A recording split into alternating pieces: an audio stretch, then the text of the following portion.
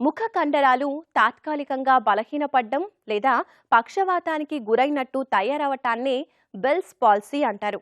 ముఖ కండరాలను నియంత్రించే నాడులు వాచి ఉన్నప్పుడు, నొప్పితో ఉన్నప్పుడు ఈ సమస్య ఏర్పడుతుంది. ముఖం ఒకవైపు జారటమో లేదా బిగుసుకుపోవటమో జరుగుతుంది. ఈ సమస్య ఏర్పడినప్పుడు కళ్ళు మూసుకుపోవడం, నవ్వటం కూడా ఇబ్బందికరంగా తయారవుతుంది.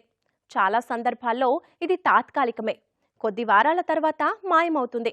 ఈ సమస్యను ప్రత్యేకంగా గుర్తించిన స్కాట్లాండ్ జీవశాస్త్రవేత్త చార్ల్స్ బేల్ పేరు మీద దీన్ని బెల్స్ పాల్సీ అని పిలుస్తారు.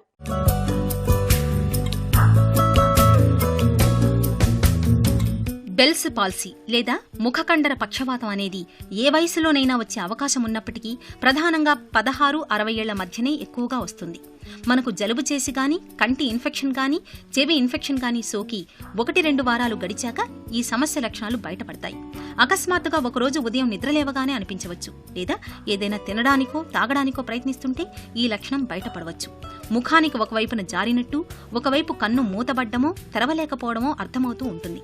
చాలా అరుదుగానే అయినా కొన్నిసార్లు ముఖానికి 2 వైపులా కూడా ఈ సమస్య రావచ్చు. అప్పుడు తినడం తాగడం కష్టమవుతుంది.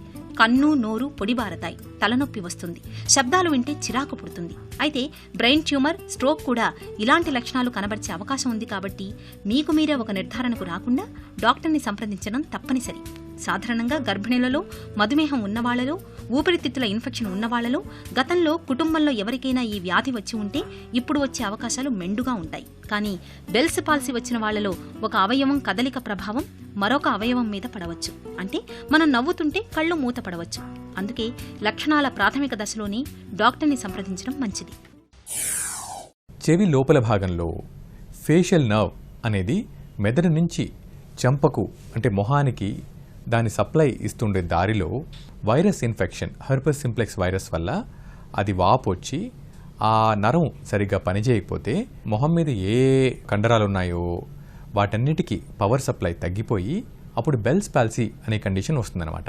పక్షవాతం వచ్చిన వాళ్ళు కూడా ఫేషియల్ మజిల్ సరిగ్గా పనిచేయకుండా, మూతి ఒకవైపు వంకరపోయి, కన్ను మూసుకోకుండా, నుదురు ఎత్తలేకుండా, నోట్లోంచి నీరు వచ్చేసి ఇవన్నీ కూడా జరుగుతుంటాయి. కానీ ఇది బెల్స్ పాల్సీనా లేకపోతే పారాలిసిసా అంటే పక్షవాతమా అని తెలుసుకోవాలంటే ఖచ్చితంగా ఫిజిషియన్ కానీ న్యూరాలజిస్ట్ కానీ పరీక్ష చేస్తే అది తేల్చగలుగుతారు. కేవలం మొహంలో కండరాలే ఎఫెక్ట్ అయ్యాయా, లేకపోతే బాడీలో చెయ్యి కాలు కూడా ఎఫెక్ట్ అయిందా, మాట ఏమైనా ఎఫెక్ట్ అయిందా, చూపు ఎఫెక్ట్ అయిందా, ఇవన్నీ కూడా చూస్తారు. చూసి ఓన్లీ మొహం యొక్క పైభాగం, మొహం యొక్క కింద భాగం రెండు ఎఫెక్ట్ అయితే, రుచి కూడా ఎఫెక్ట్ అయితే, చెవి వెనక భాగంలో నొప్పి ఉంటే అప్పుడు దీన్ని బెల్స్ పాల్సీ అని నిర్ధారించి దానికి పరీక్షలు చేస్తారు. ఇది బెల్స్ పాల్సీనా లేకపోతే పక్షవాతం సూచనలా అని చూసినప్పుడు బ్లింక్ రిఫ్లెక్స్ అని చేస్తారన్నమాట. ఫేషియల్ నర్వ్ అనే నరాన్ని 2 వైపులా దాన్ని స్టిమ్యులేట్ చేస్తే ఆ రెస్పాన్స్ తేడాగా ఉంటుంది. అదొకటి. ప్లస్ అయినా కానీ క్లారిటీ లేదనుకోండి, అప్పుడు స్కాన్ చేస్తారు. వేరే ప్రాబ్లం ఏమైనా ఉందా అని రూల్ అవుట్ చేయడానికి స్కాన్ చేస్తారు. బెల్స్ పాల్సీ వచ్చినప్పుడు ట్రీట్మెంట్ త్వరగా తీసుకోవడం చాలా ముఖ్యం. 3 రోజుల కంటే ట్రీట్మెంట్ ఎక్కువ డిలే చేస్తే పూర్తిగా నయం కాకపోవచ్చు. చాలా మంది డాక్టర్లు భౌతిక లక్షణాల ఆధారంగానే బెల్స్ పాల్సీని గుర్తుపట్టగలుగుతారు. అయితే పూర్తి స్థాయిలో నిర్ధారించుకోవడానికి కొన్ని పరీక్షలకు కూడా సిఫారసు చేయవచ్చు. బ్యాక్టీరియా లేదా వైరస్ సంబంధమైన ఇన్ఫెక్షన్లు సోకితే రక్త పరీక్షల్లో బయటపడుతుంది. అదే సమయంలో నాడుల స్థితిగతులు తెలుసుకుంటే అది స్ట్రోక్ లేదా బ్రెయిన్ ట్యూమర్ వలన వచ్చిన సమస్య కాదన్న సంగతి కూడా తేలిపోతుంది. అందుకే ఎంఆర్ఐ లేదా సిటీ స్కాన్ చేయించమని కూడా డాక్టర్ సలహా ఇవ్వవచ్చు. ఈ పరీక్షల సాయంతో వ్యాధిని బెల్స్ పాల్సీగా నిర్ధారించుకుంటే అప్పుడు అందుకు తగిన చికిత్స కూడా మొదలవుతుంది. చాలా సందర్భాలలో ఎలాంటి చికిత్స లేకుండానే తగ్గిపోవచ్చు. అయితే 2 వారాలకు మించి లక్షణాలు కొనసాగుతుంటే మాత్రం కార్టికోస్టెరాయిడ్స్ వాడడం వలన ముఖ కండరాల నొప్పి తగ్గుతుంది. వైరస్ వల్ల వచ్చింది కాకపోతే సాధారణ నొప్పి నివారణ మాత్రలు సరిపోతాయి. కళ్ళు పొడిబారడం లాంటి లక్షణాలుంటే ఐ డ్రాప్స్ వేస్తే కొంత ఫలితం ఉంటుంది.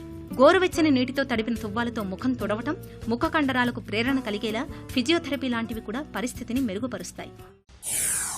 వీళ్ళకు కొన్ని ప్రాబ్లమ్స్ ఉంటాయి. ఒకవైపు కన్ను మూసుకోదు కాబట్టి కంట్లో దుమ్ము పడడం చాలా ఛాన్స్ ఉంటుంది. దుమ్ము పడినప్పుడు కన్ను వాయడం, కార్నియల్ అల్సర్స్ రావడం, లేకపోతే కెరటైటిస్ రావడం, లేకపోతే కంట్లోంచి నీరు ఎక్కువగా కారడం, ఇవి జరుగుతుంటాయి. బాగా ఇరిటేషన్గా కూడా ఉంటుంది. అందుకని డాక్టర్స్ ఏం అడ్వైజ్ చేస్తారంటే వాళ్ళకు పగటిపూట కళ్ళద్దాలు వేసుకోమంటారు. రాత్రిపూట పడుకునేటప్పుడు ఒక ఆయింట్మెంట్ లాగా ఇస్తారన్నమాట. ఆయింట్మెంట్ రాసుకుని పడుకుంటే కంటికి మాయిశ్చర్ ఉంటుంది, అంటే తేమ ఉంటుంది, దాంతోపాటు కంట్లో ఏం వెళ్లకుండా కూడా ఉంటుంది. ఇది చేస్తే అది రికవర్ అయ్యేలోపు మనం కంటికి డ్యామేజ్ కాకుండా చూసుకోవచ్చు.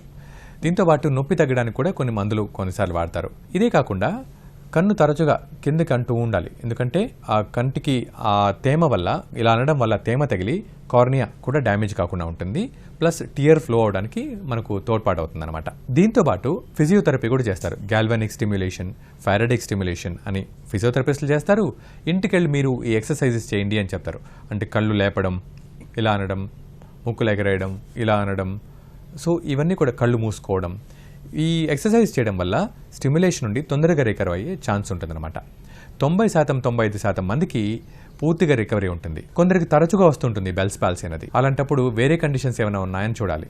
సార్కోయిడోసిస్ ఇలాంటి కండిషన్స్ ఉంటే బెల్స్ పాల్సీ కూడా వస్తుంది తరచుగా. అప్పుడు దాన్ని ట్రీట్ చేస్తే ఇది రాకుండా ఉంటుంది. నాడులు ఏ మేరకు దెబ్బతిన్నాయనే అంశం ఆధారంగా కోలుకోవటానికి ఎంత సమయం పడుతుందనేది తేలుతుంది. సాధారణంగా తొలి లక్షణాలు కనబడిన 2 వారాల్లోనే నయమయ్యే అవకాశాలు మెండుగా ఉంటాయి. 3 నుంచి 6 వారాల్లోపే పూర్తిగా నయమవుతుంది. చాలా అరుదుగా మాత్రమే ఈ వ్యాధి పునరావృతమయ్యే ప్రమాదం ఉంది. లక్షణాలు కనబడిన వెంటనే డాక్టర్ని సంప్రదించి చికిత్స చేయించుకుంటే త్వరగా కోలుకునే అవకాశం కూడా ఎక్కువగా ఉంటుంది.